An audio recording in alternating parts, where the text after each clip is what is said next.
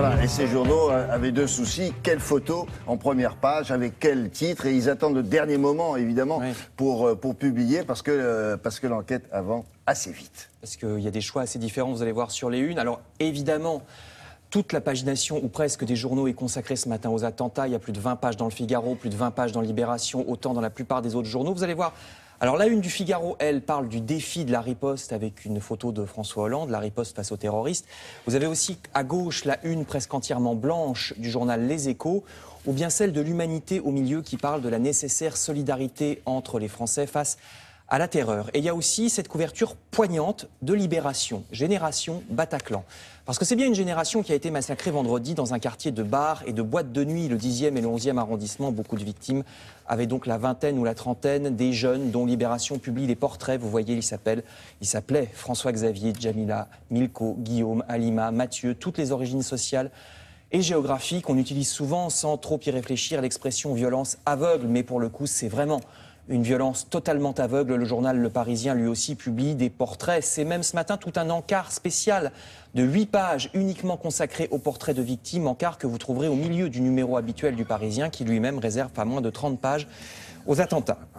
Et puis le Figaro aborde les questions qui fâchent. A-t-on vraiment été assez impitoyable face au terrorisme islamiste qui déjà depuis quelques années nous endeuille à intervalles réguliers? Le Figaro accuse le gouvernement de ne pas se donner les moyens par angélisme idéologique. Il ne dégagerait pas les moyens budgétaires. La police, la justice sont depuis des années en sous-effectif. Le Figaro oublie d'ailleurs de préciser que ces problèmes ne datent pas de l'actuelle majorité mais aussi de celles qui l'ont précédée. Dans le journal Les Échos, l'ancien juge antiterroriste Marc Trévidic confirme ce problème de budget. Il y a un tel sous-effectif dans la justice que seule la moitié des djihadistes qui reviennent en France après avoir été en Syrie, seule la moitié, peuvent être suivis par la justice faute de moyens. Il reste donc pas mal de choses à faire. Dans la prévention et la lutte antiterroriste, ça passe pas forcément par des lois, mais plutôt par de nouvelles pratiques. La France, par exemple, n'a toujours pas obtenu de ses partenaires européens le partage des fichiers de passagers de transport aérien. C'est absolument incroyable, même au niveau français d'ailleurs. Certains fichiers des différents services de police ne sont toujours pas interconnectés.